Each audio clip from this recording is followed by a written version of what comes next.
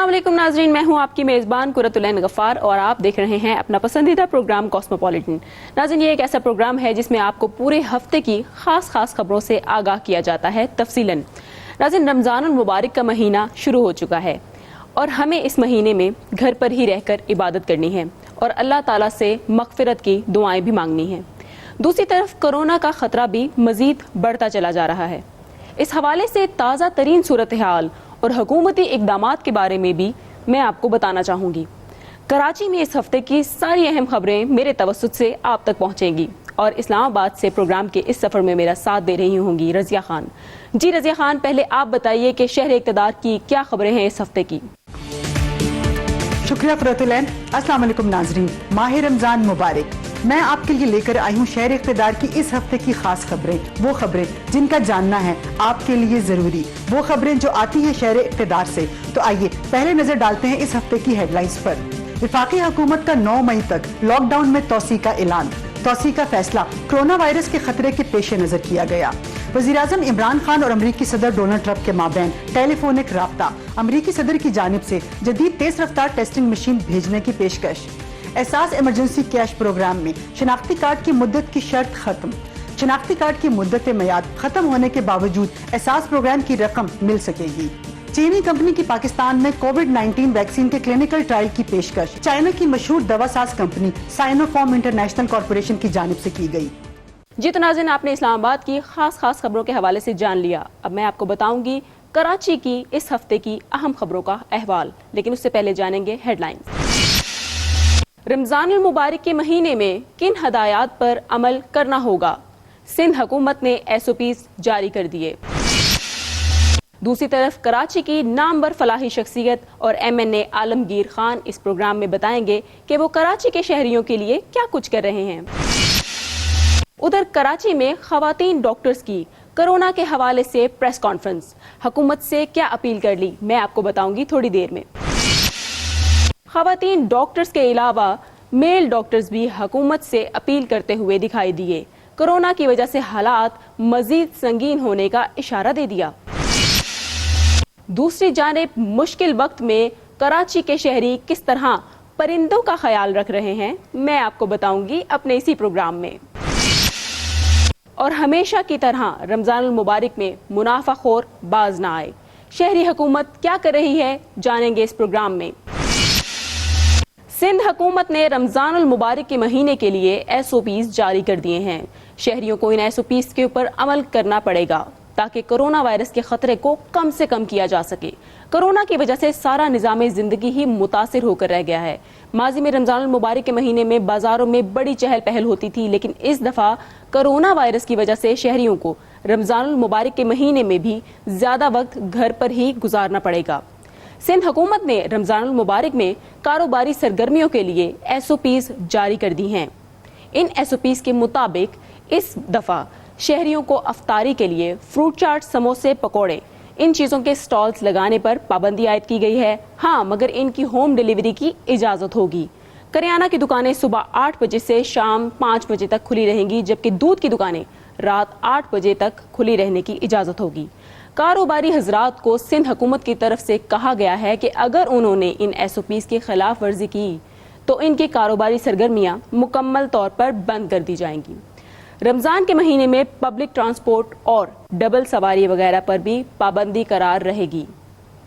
दूसरी तरफ सिंध हुकूमत के जारी करदा नोटिफिकेशन में शहरियों को रमज़ानुल मुबारक के महीने में नमाज, तरावी और दीगर फ़र्ज नमाजें घरों पर ही अदा करने का कहा गया है। सिंध हुकूमत की जारी करदा इन SOPs का इतलाक रमज़ानुल मुबारक के इख्तिताम तक रहेगा। यहाँ पर लेते हैं एक छोटा सा वक्फा। वक्फे के बाद वापस आएंगे और मैं आपको बताऊंगी और मिलवाऊंगी कराची की एक मशहूर शख्सियत से।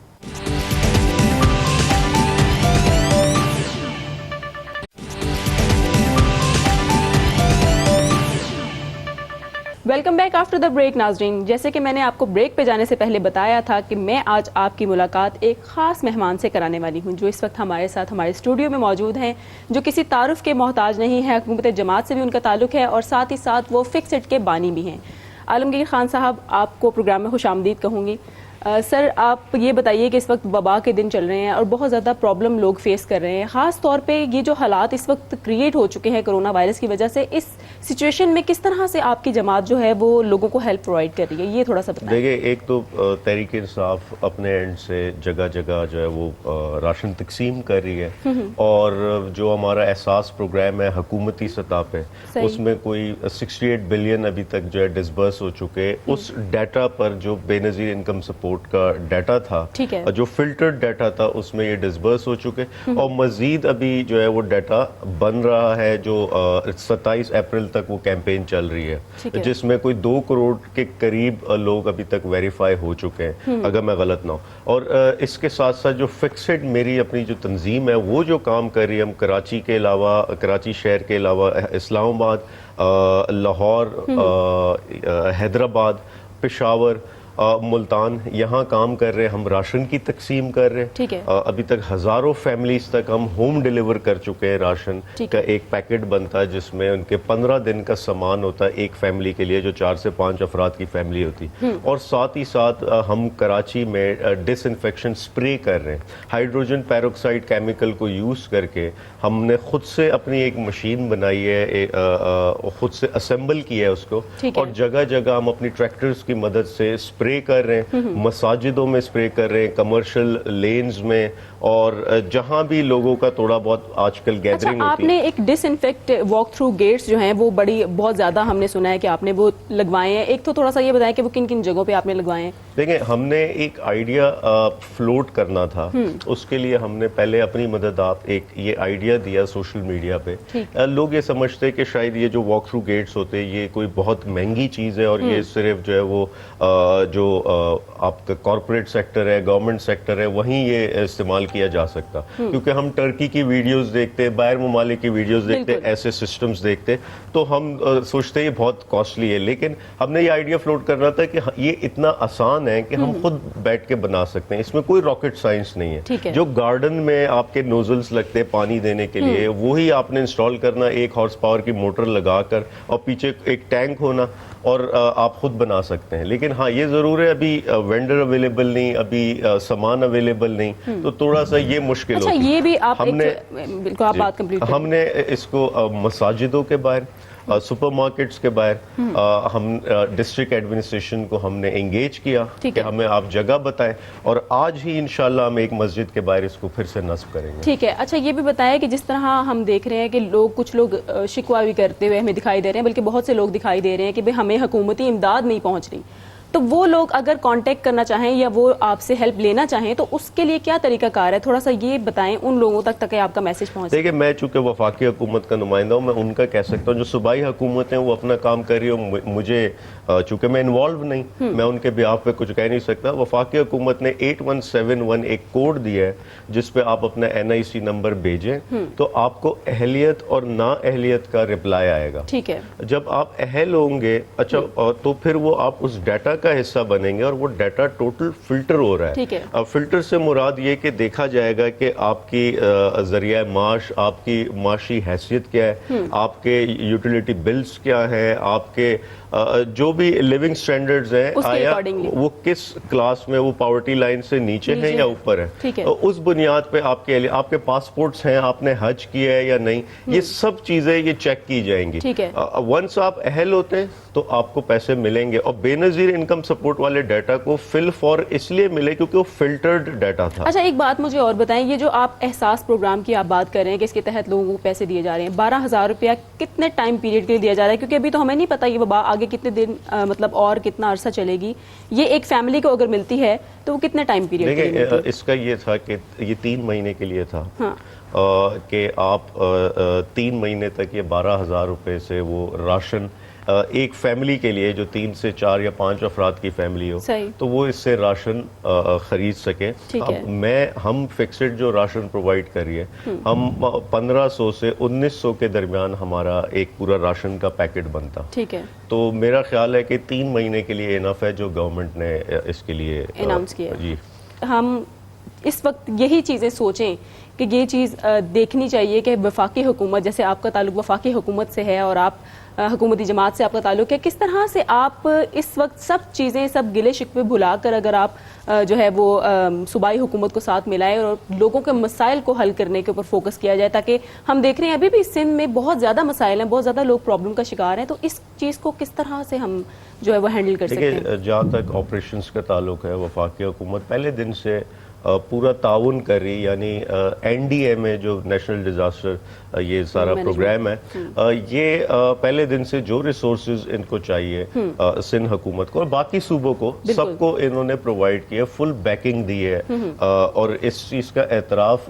صوبائی گورنمنٹ نے کیا ہے.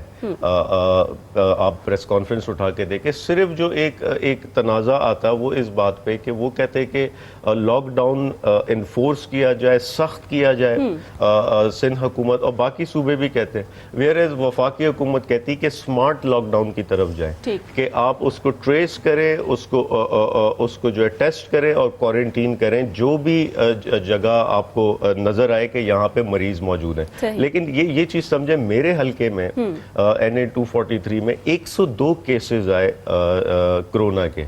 ان 102 کیسز کا ہم نے ان سے پوچھا آپ ہمیں ڈیٹا پرووائڈ کریں, انہوں نے ہمیں ڈیٹا دیا, تو ہم نے ان سے ڈسٹرکٹ ایڈمنسٹریشن سے کہ اب آپ کے پاس ڈیٹا ایڈریس ہے, اسٹریٹ موجود ہے, بجائے اس کے آپ پورا علاقہ جو ہے وہ سیل کریں, پورا علاقہ بند کریں. آپ کے پاس جب 102 گلیاں موجود ہیں, آپ یہ 102 گلیاں کیوں نہیں بند کرتے؟ یہ 102 گلیاں کی آمد و رفت بند کر دیں, میرا خیال ہے مسئلہ حل. تو یہ اپروچز ہیں, ان کی اپروچ ڈفرینٹ ہے, ہماری ڈفرینٹ ہے. ہم کہتے ہیں کہ آپ پورے علاقے, پورے شہر کی اکانومی, لوگوں کو خوف و ہراس کر کے, یہ ایک الگ اپروچ ہے. دوسری اپروچ یہ ہے کہ جہاں مرض ہے, جہاں پرابلم ہے, آپ اس جگہ کو کوارنٹین کریں, اس جگہ کو بند کریں, اس جگہ کو سیل کریں. تو اپروچز کا فرق ہے. میں پھر سے یہ کہوں گا کہ اگر کوئی ایکٹیو ہے تو اس کی تعریف کی جائے. اچھا سر, یہ بھی بتائیے کہ جیسے ہم دیکھتے ہیں رمضان المبارک کا مہینہ شروع ہوا ہے اور منافع خور جو ہیں وہ ان کو بالکل بھی کوئی خیال نہیں, وہ لوگوں کو اسی طرح سے چیزیں جو ہیں وہ ہائی ریٹس پر دیتے ہیں. آپ کی اگر ہم فکسڈ کے حوالے سے بات کریں تو ہم نے ہمیشہ دیکھا ہے کہ آپ کی جماعت کراچی میں اسپیشلی ہم خود بھی دیکھتے رہے ہیں کہ آپ بہت ایکٹیولی نظر آتے ہیں. کوئی بھی ایسی چیز جو آپ دیکھتے ہیں کہ یہ ناانصافی ہو رہی ہے, غلط ہو رہا ہے, تو آپ اور آپ کی جو تنظیم ہے یہ اس کے لیے بڑا پیش ہو کر کام کرتی ہے. اس اسپیسیفکلی جو منافع خوروں کے اس وقت جو ایک حالات شروع ہو جاتے ہیں اور یہ منافع خوری شروع کر دیتے ہیں, اس کے لیے آپ کی تنظیم ایسا کیا کر رہی ہے جن کو پوائنٹ آؤٹ کرنے کے لیے اگر آپ نے کوئی ایسی پلاننگ کی ہے تو وہ بھی تھوڑا سا بتائیں. دیکھیں, ماضی میں آپ نے دیکھا جب مہنگائی اوپر گئی, لوگ تکلیف میں آئے, معاشی حالات ہمارے خراب ہوئے, تو ہم نے اپنے طور پہ, دیکھیں آپ کنٹرول لسٹ چیک کریں جو ڈی سی یا کمشنر کی جانب سے شائع ہوتی, تو اس میں ہر اشیاء کی جو ہے وہ پرائسز موجود ہوتی. لیکن یہ جو بھی ریٹیلرز ہوتے یا جو بھی یہ بازار ہوتے, یہاں پہ یہ لوگ اپنی مرضی سے پرائس سیٹ کرتے ہیں اور کوئی چیک اینڈ بیلنس نہیں ہوتا. اور جب ہم ڈی سیز کو یا اے سیز کو کمپلین کرتے تو ان کے آفس سے, یہ ہوا ہے ہمارے ساتھ میرے حلقے میں, ان کے آفس سے پہلے سے کال کر دی جاتی ان شاپ کیپرز کو, ان ریٹیلرز کو, کہ جب ہم آئیں گے ریٹ پہ تو آپ نے پرائسز اسی لسٹ مطابق رکھنی. جب ہم وہاں پہنچے, یہ تو پھر اس کا مطلب بہت بڑا مافیا انوالو ہوا نا اس کے اندر. مقصد یہ ہے کہ جس ادارے کا کام ہے اس پر چیک رکھنا, جب وہی انوالو ہوگا, وہی رشوت خوری میں انوالو ہوگا, تو آپ کیا اس سے ایکسپیکٹ کریں گے؟ مقصد یہ ڈسٹرکٹ ایڈمنسٹریشن کا اور کمشنر کراچی کا اور ہر صوبے, ہر شہر کے جو بھی کمشنرز ہیں, جو ایڈمنسٹریشن ہے, یہ ان کی ذمہ داری ہے کہ اس کو فالو کروائیں, اس پر سختی کروائیں, ان لوگوں کو اس پر FIR کروائیں جو بھی اس کو فالو نہیں کرتا. تو یہ ان پر ساری ذمہ داری عائد ہوتی ہے. اور ہمارا ایز اے پبلک ریپرزینٹیٹو میرا کام ہے میرے حلقے میں کہ میں ان بازاروں کی لسٹ وغیرہ, ان کی پرائسز وغیرہ چیک کروں. اگر کہیں پبلک کمپلین موصول ہوتی تو اس کے خلاف ایکشن کروں. جی تو ناظرین, آپ نے عالمگیر خان کی گفتگو سنی. یہ اس مشکل وقت میں کراچی کے شہریوں کے شانہ بشانہ فلاحی کاموں میں مصروف ہیں اور حالات کا تقاضا بھی یہی ہے کہ ہم سب اپنے اپنے حصے کا کام کریں تاکہ ضرورت مند افراد کی ہر ممکن مدد کی جا سکے. ناظرین, یہاں وقت ہوا ہے ایک چھوٹے سے بریک کا. بریک کے بعد واپس آئیں گے اور پروگرام کا سلسلہ کنٹینیو کریں گے.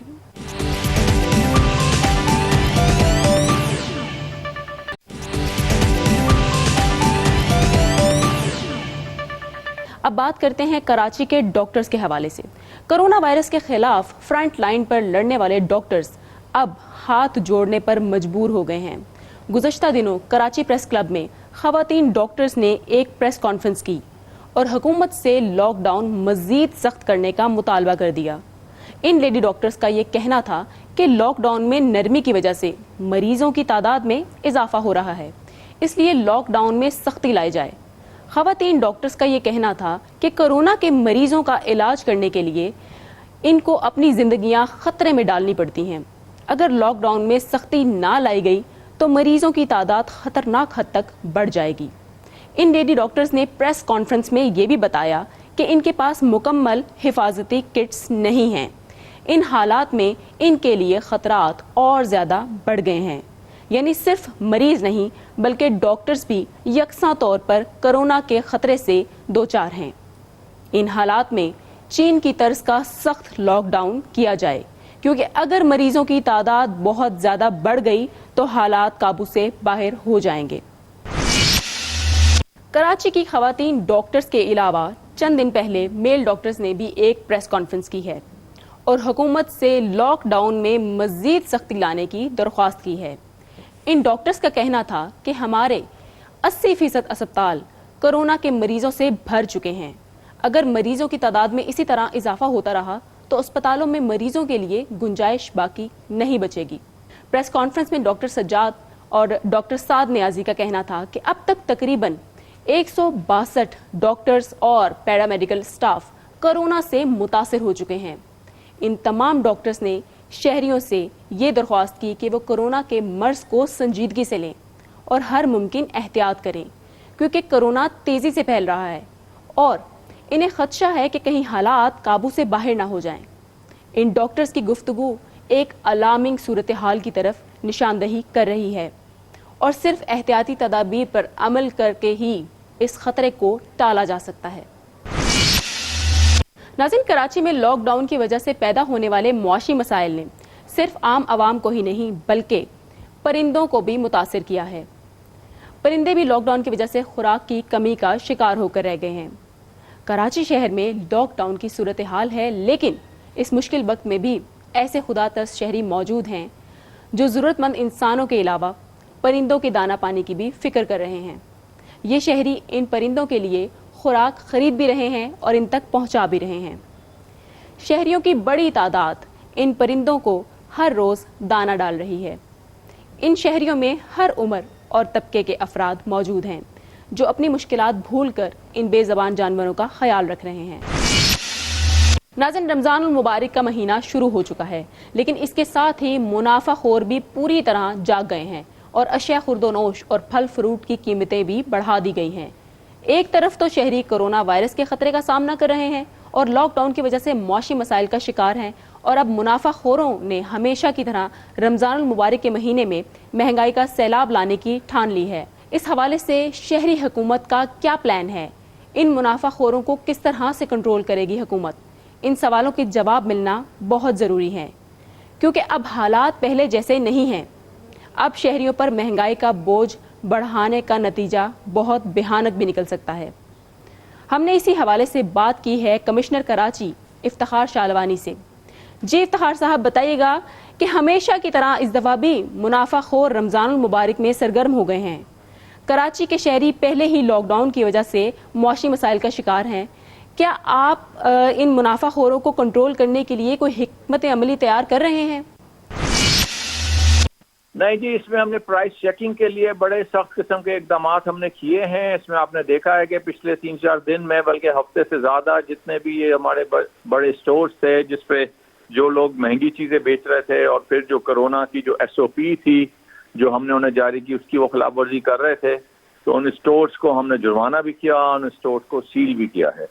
تو انشاءاللہ یہ جو پروسیس ہے یہ ایکسرسائز جاری رہے گی، اور اس میں جو بھی پرائز ہمارا جو کنٹرول ہے اس کی خلاف ورزی کریں گے اور SOP فالو نہیں کریں گے ان کے خلاف ڈیفینیٹلی ہم ایکشن لیں گے۔ کمشنر آفس کا ایک اس کے اندر واٹس ایپ نمبر بھی ہے، پھر ہم ٹویٹر پہ بھی ہیں، فیس بک پہ بھی ہمیں کمپلین زیادہ تر لوگ ٹویٹر اور فیس بک پہ کرتے ہیں۔ تو اس میں اگر کوئی ہو، آپ دیکھیں ایک جو وہ ہے سبزی والا جو گلی میں بیچ رہا ہے، ظاہر ہے وہ اب اس کے پاس ایک پرائز لسٹ ایز سچ نہیں ہوتی، لیکن اس میں میرے خیال میں ہماری جو کنزیومر سوسائٹی ہے اس کا بڑا کردار فعال ہونا چاہیے کہ ان کو چاہیے اسٹرانگلی اگر کوئی چیز مہنگی کوئی بیچ رہا ہے تو اس کو نہ خریدیں اور ڈیفینیٹلی ہمیں اس کی شکایت کریں اور ویل ٹیک ایکشن. جی بہت بہت شکریہ افتخار صاحب آپ کا. جی تو ناظرین، میں نے کراچی کے ہفتے بھر کی اہم خبریں آپ تک تفصیلاً پہنچا دیں، اور اب رخ کرتے ہیں اسلام آباد کا، جہاں رضیہ خان آپ کو بتائیں گی شہر اقتدار یعنی اسلام آباد کی اہم خبروں کا ہفتے بھر کا احوال. Over to you Razia. شکریہ قرۃ العین. وفاقی حکومت نے ملک بھر میں کرونا وائرس کے باعث لاک ڈاؤن میں 9 مئی تک توسیع کر دی. وفاقی وزیر منصوبہ بندی اسد عمر نے میڈیا بریفنگ کے دوران کہا کہ قومی رابطہ کمیٹی کا اجلاس وزیراعظم عمران خان کی زیر صدارت ہوا، جس میں لاک ڈاؤن کی موجودہ صورتحال 9 مئی تک برقرار رکھنے کا فیصلہ ہوا ہے. رمضان کا مہینہ کرونا کے حوالے سے فیصلہ کن مہینہ ہے. اگر ہم ڈاکٹرز کی جانب سے بتائی گئی احتیاطی تدابیر پر عمل کرتے رہیں گے تو عید کے بعد صورتحال بہتر ہونا شروع ہو جائے گی اور ہم روزگار کی بندشوں میں نرمی لا سکیں گے. ان کا مزید کہنا تھا کہ اگر خدا نہ خواستہ ہم نے بے احتیاطی کی اور غیر ذمہ دارانہ رویہ اپنایا تو کہیں ایسا نہ ہو کہ صورتحال کو دیکھتے ہوئے ہمیں عید کے لیے اور بندشیں لگانا پڑیں. اس حوالے سے بات کرتے ہیں. یہ بتائیے گا کہ لاک ڈاؤن میں 9 مئی تک توسیع کی ضرورت کیوں پیش آئی؟ دیکھیں، جتنے بھی اویلیبل ڈیٹا کو انالائز کیا گیا اور جتنے بھی انٹرنیشنل ٹرینڈز کو مانیٹر کیا گیا، ایک بات کھل کر سامنے آئی کہ اگلے جو 2-4 ہفتے ہیں وہ نہایت کروشل ہیں اور نہایت اہمیت کے حامل ہیں. ان میں بیسٹ اپروچ یہی ہو سکتی ہے کہ زیادہ سے زیادہ سوشل ڈسٹینسنگ کو آبزرو کیا جائے اور جتنا لوگ اپنے گھروں میں رہیں گے اتنا ہی محفوظ رہیں گے. دوسرا، ملک کی جتنی تمام اہم میڈیکل ایسوسیشنز تھیں، انہوں نے نہ صرف یہ کہ حکومت کو وارن کیا بلکہ ریکویسٹ بھی کی کہ اگر یہ لاک ڈاؤن ایکسٹینڈ نہ ہوا تو خدا نہ خواستہ کہیں وہ سچویشن نہ آ جائے کہ صورتحال حکومت کے ہاتھوں سے نکل جائے. تو لہٰذا ملک میں کرونا وائرس کا شکار مریضوں کی بڑھتی ہوئی تعداد کو روکنے کے لیے یہ فیصلہ کرنا پڑا ہے. لیکن یہ بتائیے کہ لاک ڈاؤن میں توسیع کا یہ فیصلہ کسی دباؤ کے تحت کیا گیا؟ دیکھیں، دباؤ تو صرف ایک ہی ہے، پاکستانی عوام کی صحت اور ان کی جانوں کی حفاظت. کراچی میں جو ڈاکٹرز نے پریس کانفرنس کی، اس میں انہوں نے اسی بات کو بار بار کہا کہ پاکستان کا جو ہیلتھ سسٹم ہے it is already over broadened. اگر لاک ڈاؤن کو ایکسٹینڈ نہ کیا گیا تو خدا نہ خواستہ کوئی ایسی سچویشن نہ آ جائے کہ جو ان مینیجبل ہو. تو یہی بنیادی وجہ تھی کہ لوگوں کی جان و مال کی حفاظت کی جائے اور ان کے گھروں کا جو چولہا ہے وہ جلتا رہے. یہ وہ بنیادی وجوہات ہیں. تو اس وجہ سے مجبوراً لوگوں کی جان و مال کی حفاظت کے لیے ہمیں لاک ڈاؤن کو ایکسٹینڈ کرنا پڑا ہے. لیکن کبھی حکومت کی جانب سے لاک ڈاؤن میں نرمی کا فیصلہ سامنے آتا ہے تو کبھی ایک دم لاک ڈاؤن سخت کرنے کا عمل صادر ہو جاتا ہے. اپوزیشن کی جانب سے بھی اس کنفیوژن کی شکایت کی جا رہی ہے، ایسا کیوں ہے؟ اچھا دیکھیں، اس وقت ملک جو ہے نا ایک بڑی کمپلیکیٹڈ سچویشن سے گزر رہا ہے. آپ کو ایک بڑا توازن برقرار رکھنا پڑے گا کہ ایک طرف آپ لوگوں کی جانوں کی بھی حفاظت کرنی ہے اور دوسری طرف آپ نے یہ بھی خیال کرنا ہے کہ لوگوں کا چولہا ٹھنڈا نہ ہو، ان کے گھر روٹی پکتی رہے. تو لہٰذا یہ ضروری ہے کہ ایک جسے کہتے ہیں نا پارشل لاک ڈاؤن کی جو اپروچ ہے وہ اڈاپٹ کی جائے.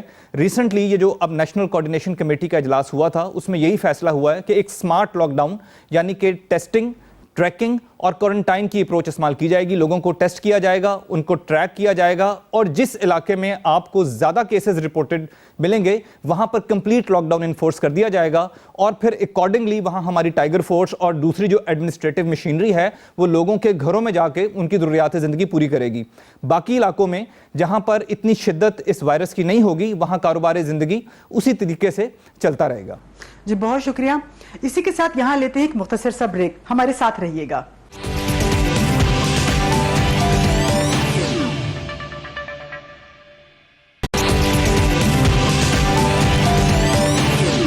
Welcome back.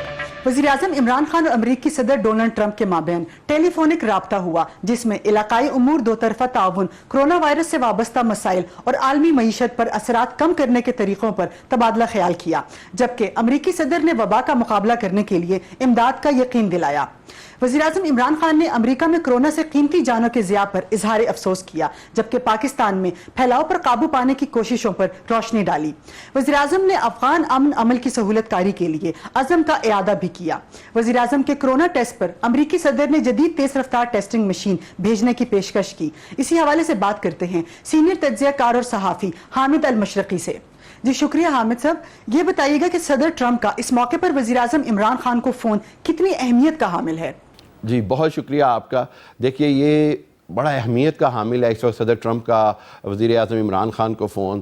پاکستان کی خطے میں اہمیت دن بدن روز بروز بڑھتی جا رہی ہے. اس کے اندر جو ہم نے دیکھا کہ صدر ٹرمپ نے پاکستان سے جس طرح پرائم منسٹر عمران خان سے وہ بات کرتے ہیں اور میڈیا میں بھی بتاتے ہیں کہ ہی از مائی فرینڈ, اور بڑے اچھے الفاظ میں پرائم منسٹر عمران خان کو وہ مخاطب کرتے ہیں, یہ اس سے ایک بات نظر آ رہی ہے کہ پاکستان کی جو سفارتی کوششیں ہیں اور جو پاکستان کی ڈپلومیٹک ایفرٹس ہیں وہ بڑی بہتری کی جانب جا رہی ہیں, کامیابی کی جانب جا رہی ہیں. اس میں ایک اور نقطہ میں آپ کو بتانا چاہوں گا کہ صدر ٹرمپ نے یہ بھی کہا ہے کہ جو پاکستان کی امداد ہے کچھ سینکشنز کی شکل میں رکی ہوئی تھی اس کو بھی بحال کرنے کی کوشش کی جائے گی, اور ابھی یہ بھی دیکھا جائے گا کہ پاکستان کو جس طرح آئی ایم ایف یا دوسرے اداروں سے پرائم منسٹر عمران خان نے بھی کہا کہ ہمیں ریلیف ملنا چاہیے, تو میرا خیال ہے کہ امریکہ کا اس ریلیف دلوانے میں بھی ایک کلیدی کردار ہوگا. اس حوالے سے یہ جو ٹیلی فون کال ہے یہ بڑی اہمیت کی حامل ہے, کیونکہ پاکستان کو کرونا سے لڑنے کے لیے معاشی طور پر انٹرنیشنلی ریلیف کی ضرورت ہے, اور وہ جتنا بھی ملے وہ اتنا ہی کم ہے. اور میں سمجھتا ہوں کہ اس وقت امریکہ اور پاکستان کے جو ریلیشنز ہیں, جو تعلقات ہیں, وہ دو طرفہ بنیادوں پہ چلے گئے ہیں. اس میں دونوں کے لیے فائدہ ہے. کہیں پاکستان کو اگر امداد میں کی شکل میں فائدہ نہ ملتا ہے تو دوسری شکل میں صدر ٹرمپ نے کہا جی کہ ہمیں وینٹیلیٹرز دینے کی حامی بری ہے, یا ٹیکنیکل جو ہیلپ ہے. وزیر اعظم عمران خان نے بھی کہا کہ اگر ہم کچھ کر سکتے ہیں تو ہم کریں گے. اس حوالے سے یہ دیکھا جائے تو یہ دو طرفہ جو تعلقات ہیں جو بیلنس لیول کے اوپر آ رہے ہیں, یہ بہت بہتر ہے. جی حامد صاحب, امریکہ کا جھکاؤ ہمیشہ سے بھارت کی جانب رہا ہے, لیکن پاکستانی وزیر اعظم کو امداد کی یقین دہانی خطے کی سیاست پر کیا اثرات ڈالے گی؟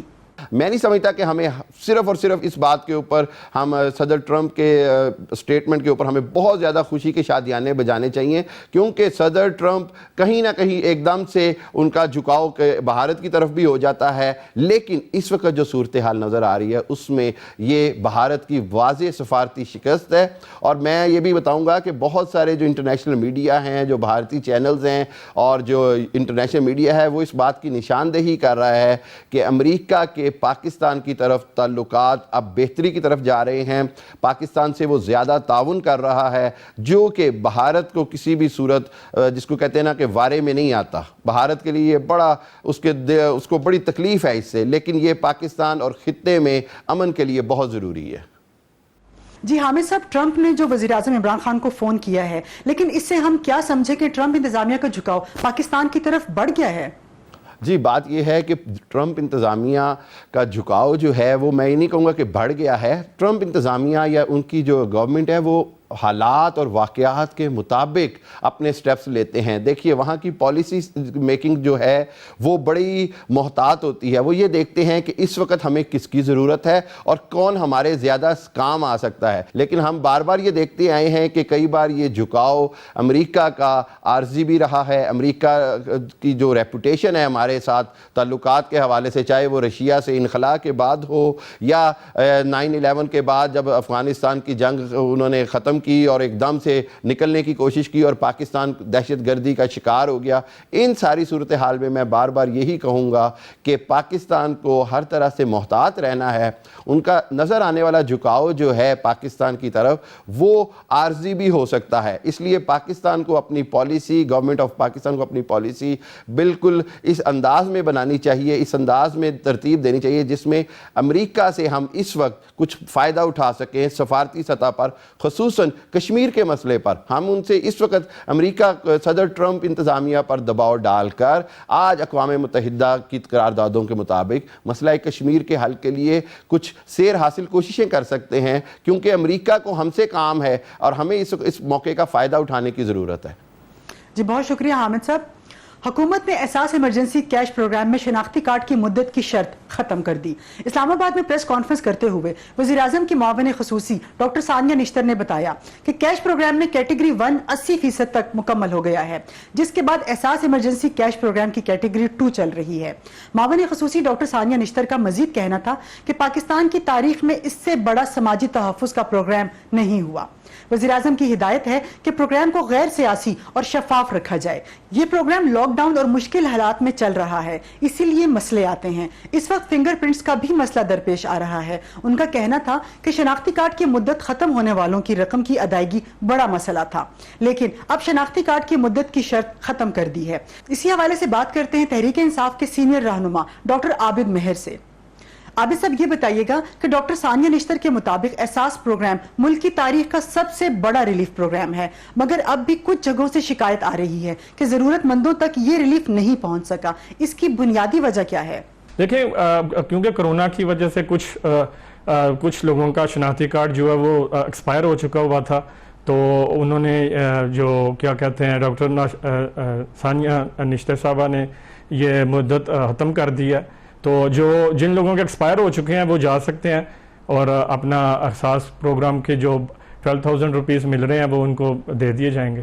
جی عابد صاحب، احساس پروگرام کو لے کر اپوزیشن کی جانب سے شدید تنقید کی جا رہی ہے کہ اس کی منصفانہ تقسیم نہیں ہو رہی، بلکہ سیاسی مقصد کے لیے پروگرام استعمال کیا جا رہا ہے۔ اس حوالے سے آپ کا کیا کہنا ہے؟ دیکھیں، یہ بالکل جھوٹا پراپوگنڈا ہے اپوزیشن کا کہ یہ سیاسی ہے، کوئی اس کی سیاسی وابستگی نہیں ہے۔ یہ ایک کمپیوٹرائز نظام ہے جس میں ہیومن انٹرونشن بالکل نہیں ہے۔ اور میں آپ کو پہلے بتا دوں کہ ابھی تک جو اسٹیٹسٹکس ہیں اس میں سندھ کے لوگوں کو سب سے زیادہ بینیفٹ گیا ہے، اور تقریباً 19 لاکھ خاندان جو ہیں وہ سندھ کے ہیں جو بینیفیشری ہیں احساس پروگرام کے، اور پنجاب کی جو آپ دیکھ لیں کہ پاکستان کی آدھی آبادی ہے لیکن ابھی تک اس کے 21 لاکھ ہیں خاندان جن کو بینیفٹ مل چکا ہے احساس پروگرام کے تھرو۔ تو آپ کیسے کہہ سکتے ہیں کہ سندھ میں یہ سیاسی وابستگی ہو رہی ہے؟ ڈاکٹر صاحب، اپوزیشن کی جانب سے ایک اور تنقید بھی کی جاتی ہے کہ یہ پروگرام محترمہ بے نظیر بھٹو کے ساتھ منسوب تھا اور پیپلز پارٹی کی جانب سے شروع کیا گیا تھا۔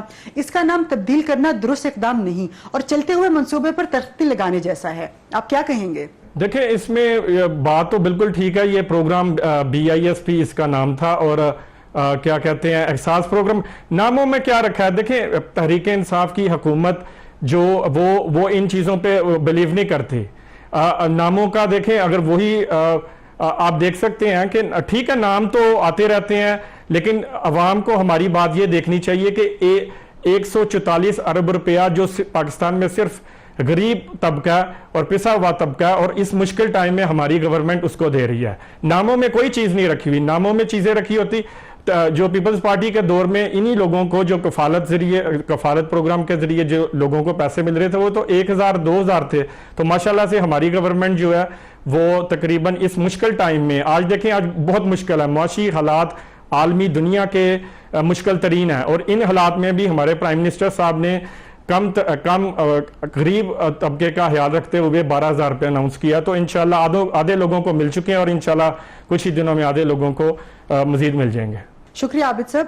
چین کی ایک بڑی دواساز کمپنی نے قومی دائرہ صحت اسلام آباد کو کووڈ-19 کے لیے تیار کردہ ویکسین کا پاکستان میں کلینکل ٹرائل کرنے کی دعوت دے دی۔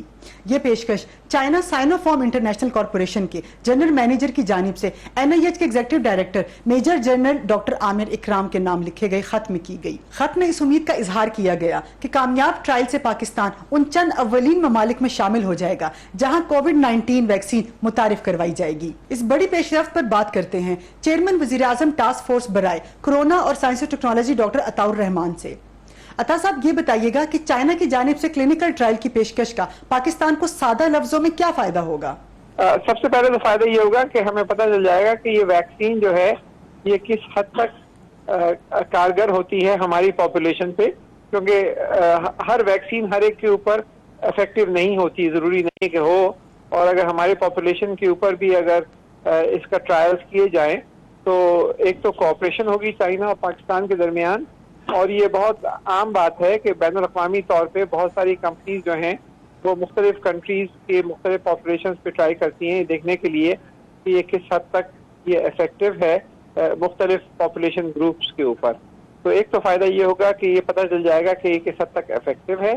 دوسرا فائدہ یہ ہوگا کہ جب یہ مارکیٹ ہوگی تو پاکستان کو اگر انہوں نے ہمارے ساتھ مل کے ٹرائلز کیے ہوں گے تو اس کی بہت زیادہ ڈیمانڈ پیدا ہوگی بین الاقوامی لیول پر، لیکن کیونکہ ہم پارٹنر ہوں گے اس کے ڈیولپمنٹ میں تو ہمیں پھر بڑی کوانٹیٹیز اس ویکسین کی چائنا سے مل سکیں گی۔ ڈاکٹر صاحب یہ بتائیں کہ یہ دوا کلینکل ٹرائل کے لیے کب تک پاکستان میں دستیاب ہو سکے گی؟ کلینکل ٹرائلز کے لیے تو فوری طور پہ مل سکتی ہے، کیونکہ کلینکل ٹرائلز تو خالی डेवलपमेंट फेज होता है, जिसमें बहुत थोड़ी सी वैक्सीन कुछ पेशेंट्स पर 100, 200, 400, 500 पेशेंट्स के ऊपर ट्राई की जाती है। डबल ब्लाइंड क्लिनिकल ट्रायल्स कहलाते हैं ये। और उसके बाद जब एक दफ़ा ट्रायल मुकम्मल हो जाते हैं और अगर सारे रिजल्ट पॉजिटिव होते हैं तो फिर उसको मार्केट में आने में 12 से 18 महीने लग सकते हैं किसी भी वैक्सीन को। इससे जल्दी नहीं आ सकती। क्लिनिकल ट्रायल्स होते हैं, उसके बाद उसका अप्रूवल प्रोसेस होता है, फिर उसकी लार्ज स्केल प्रोडक्शन होती है। तो अगले साल जून और दिसंबर के दरमियान का कोई पीरियड है जिसमें मुख्तलिफ वैक्सीन मार्केट में आएंगी। कुछ चाइना में डेवलप हो रही हैं, कुछ अमेरिका में हो रही हैं, कुछ फ्रांस में और कुछ यूरोप में। ये सब जो है अगले साल आएंगी। इस साल कोई उम्मीद नहीं रख सकते हम कि कोई वैक्सीन आए, और अगर जल्दी करने की कोशिश की तो खतरा भी होता है उसमें कि उसके पूरी जब तक के सही तरीके से ट्रायल्स नहीं हो जाएं, एनिमल ट्रायल्स और ह्यूमन ट्रायल्स, और उसकी किस हद तक कारगर है ये एस्टैब्लिश ना हो जाए, जब तक लेके नहीं आना चाहिए किसी वैक्सीन को मार्केट। जी डॉक्टर साहब, क्लिनिकल ट्रायल आपने कहा कि पाकिस्तान के लिए बड़ा खुशआइन साबित होगा, लेकिन ये क्लिनिकल ट्रायल की अगर कोई डेट बताएं तो वो कब तक पाकिस्तान में हो सकेगा? ये ट्रायल डिपेंड करता है कि ये नेशनल इंस्टीट्यूट ऑफ हेल्थ के साथ इनका नेगोशिएशन हो रहा है, चाइनीज कंपनी का। उनमें क्या उन्होंने तय किया है इसका मुझे इल्म नहीं है। वो उनके आपस में नेगोशिएशन है, तो मुझे पता नहीं क्या टाइम फ्रेम है, क्योंकि ये सबसे पहले तो इसमें ड्रैप का अप्रूवल होगा, drug regulatory authority of Pakistan. वो अगर अप्रूव कर देती है तो उसके फौरन बाद शुरू हो सकते हैं। लेकिन जो पार्टनर है इसमें वो नेशनल इंस्टीट्यूट ऑफ हेल्थ के साथ क्योंकि इंटरेक्शन हो रहा है, तो उसके बारे में आपको NIH से मालूम करना पड़ेगा। शुक्रिया डॉक्टर साहब। ये था इस हफ्ते का कॉस्मोपॉलिटन। उम्मीद है आपको पसंद आया होगा। रमजान की ढेरों बरकतें मुबारक। रजिया खान को इजाजत दीजिए। अल्लाह हाफिज।